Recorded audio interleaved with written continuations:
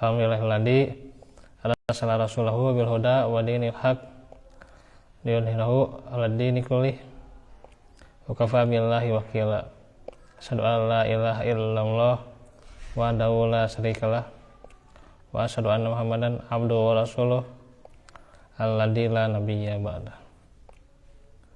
Alhamdulillah, ikhwata fillah, kita kembali lagi di dalam majelis ilmu yang di malam yang sejuk dan tadi maghrib hujannya insyaallah ya tidak menurunkan semangat kita dalam terus belajar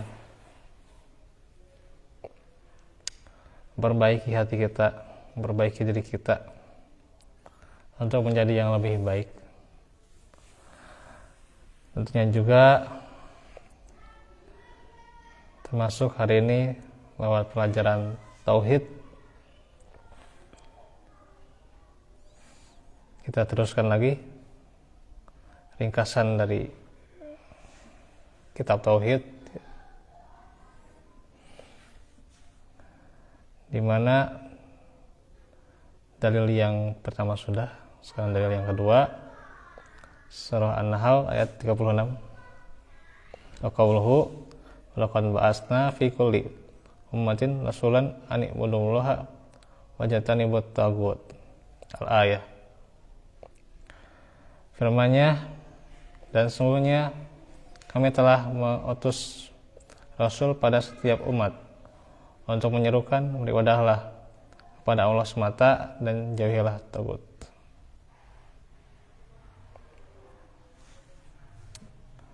Jadi ini bagaimana misi dakwah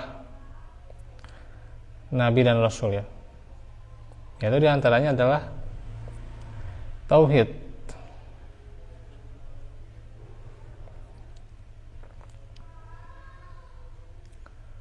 Menyerukan agar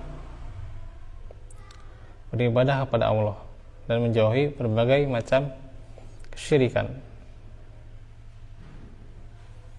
Maka ini adalah misi tertinggi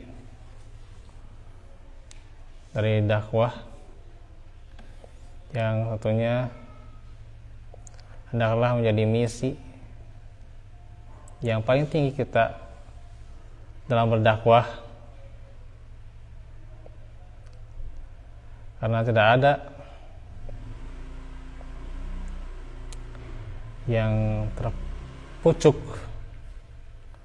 tidak ada yang tertinggi setelahnya, yaitu tauhid ya. Tauhid itu tidak ada yang tertinggi lagi. Misi yang utamanya itu adalah misi utama tauhid ya.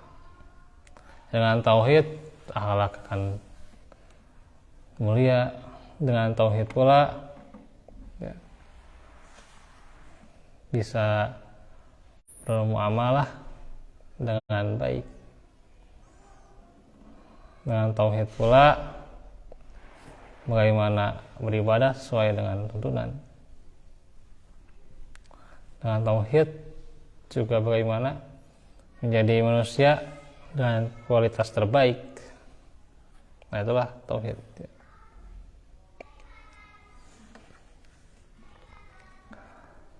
Nah, dalam ayat tadi ada beberapa kata yang akan kita bahas ya. Di antaranya ba'asna ya. Ba'asna itu kami mengutus. Terus kulli ummatin ya. Pada setiap umat, yaitu setiap kelompok, kurun waktu dan generasi manusia. Jadi memang sudah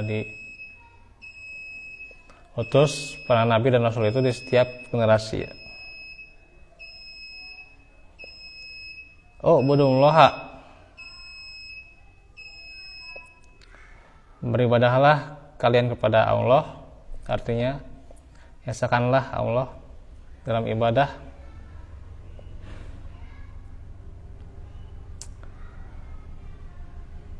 Wajtanibu, yaitu tinggalkanlah dan jauhilah. At-taghut berasal dari kata tughyan. Artinya kalau tughyan itu melampaui batas. Oleh karena itu, setiap segala sesuatu selain Allah yang diibadahi dan ridho dengan peribadahan tersebut adalah termasuk taghut. Ya. Ya. Atau ya taghut itu segala bentuk kesyirikan, itu taghut gitu. Ya.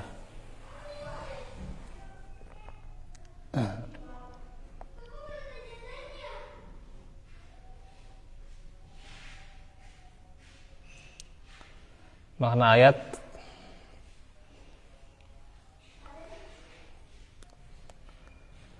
Allah Subhanahu wa taala mengabarkan bahwa Dia telah mengutus seorang rasul pada setiap kelompok dan kurun waktu, kurun manusia, yang mengajak pada manusia untuk beribadah kepada Allah semata dan meninggalkan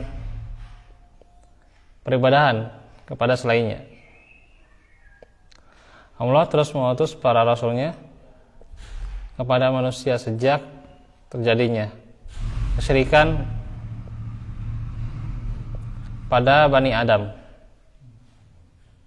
pada zaman Nabi Nuh, hingga Allah menutup para nabi dengan Muhammad sallallahu alaihi wasallam. Jadi itu bagaimana misi dakwah Nabi dan Rasul dari sejak Nabi Adam, kemudian Rasul yang pertama Nabi Nuh, sampai yang terakhir Nabi Muhammad ya. Itu adalah misi dakwanya tauhid.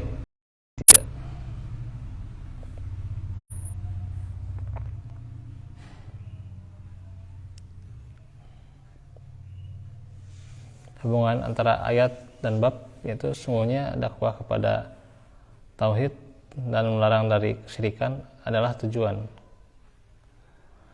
pentingnya atau tujuan maksud dari seluruh nabi dan para pengikutnya.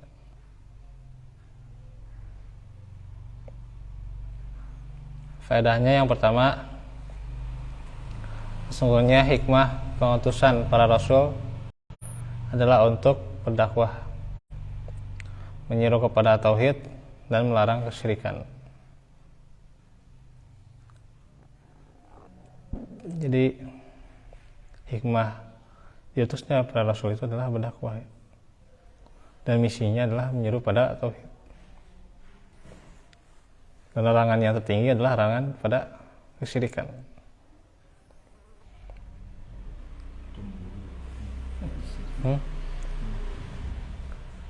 Kedua, sesungguh agama para nabi Allah adalah satu ya. Jadi agamanya itu kan satu, Islam itu kan satu ya. Islam itu satu, maksudnya bagaimana Islam itu ya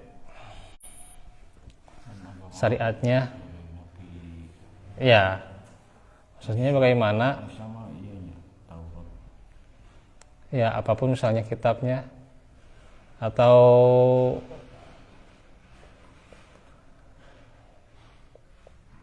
apa yang diberikannya, kitab atau misalnya suhuf ya, sama ujung-ujungnya kan tauhid ya gitu. Tauhid itu ya keislaman.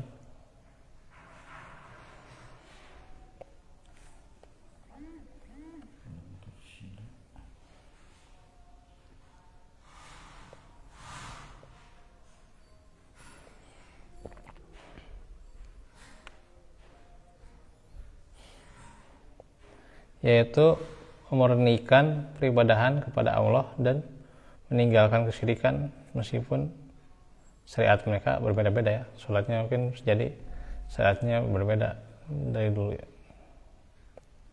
berbeda masalah syariat tertentu ya. Islam aja kan beda-beda. Iya. Pakai kudut aja nanti. Enggak, itu mah bukan kayak gitu. Itu mah fikih, kita bukan bicara fikih ya. Ya. Banyak penemuannya. Ini kan syariat misalnya ketika sholatnya zaman dulu, ketika Allah alam ya, kewajibannya zaman dulu berbeda dengan zaman sekarang ya gitu. Dan dulu 50 rakaat ya zaman Nabi Ibrahimnya. Enggak. Jadi itu kan tahapan sholat. Tahapan kewajiban sholat ya. Awalnya kan segala macamnya. Ya awalnya kan perintahnya 50 rakaat. Itu mah tahapan. Syariatnya kan beda-beda ya.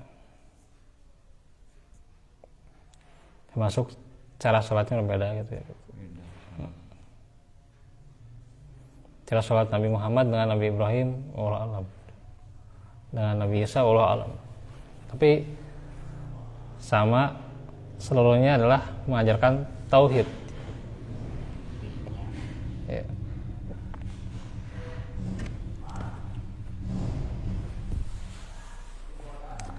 Yang ketiga, bahwa risalah tauhid ini berlaku untuk setiap umat dan hujjah telah tegak bagi seluruh umat manusia. Jadi risalah itu berlaku ya untuk setiap umat ya, risalah tauhid ya. Tidak ganti-ganti itu ya gitu. Beda kalau syariat kan ganti-ganti itu ya. Ada nasih mansukh gitu ya.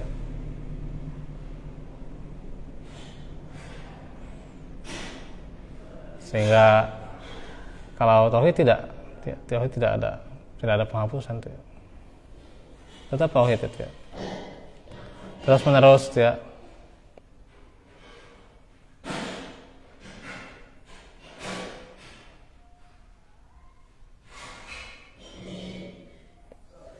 Untuk setiap umat dan hujahnya ya tegak.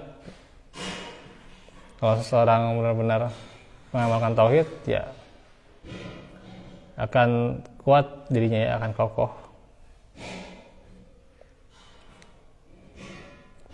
Apalagi sebuah keluarga negara tuh mengamalkan tauhid, menerapkan tauhid luar biasa tuh ya, kokoh, langgeng tuh ya. Ya kebanyakan ya karena emang keimanannya masih jauh ya. Bicara seperti itu ya jauh ya gitu.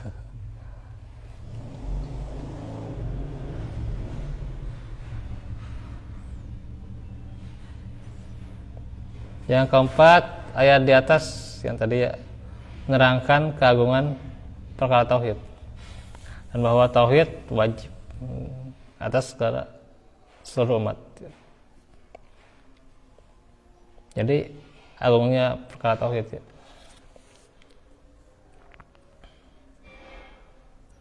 Dan wajib artinya ketika tauhid itu ditinggalkan dosa ya. Bahkan bisa jadi kafir.